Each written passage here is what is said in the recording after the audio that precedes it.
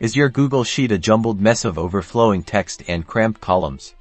Today, we'll learn how to change cell size in Google Sheets to make your data shine. First, let's look at the manual way to resize columns and rows. Hover your mouse over the line that separates the column letters at the top of your sheet. When you see the double arrow cursor, click and drag to the desired width. The same applies to rows. Simply hover over the line separating the round numbers on the left, and when you see the double arrow, click and drag to adjust the height. For more precise control, select the entire column or row you want to resize by clicking on the letter at the top or the number on the side, then right-click to bring up the Options menu. Choose Resize Column or Resize Row depending on what you are trying to adjust. A new window will pop up. Here, you can enter a specific pixel value for the width or height, type in your desired value and click OK. Alternatively, you can select Fit to Data.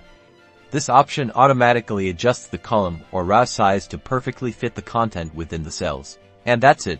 Now your spreadsheets are easy to read and look professional. Be sure to like and subscribe for more Google Sheets tips.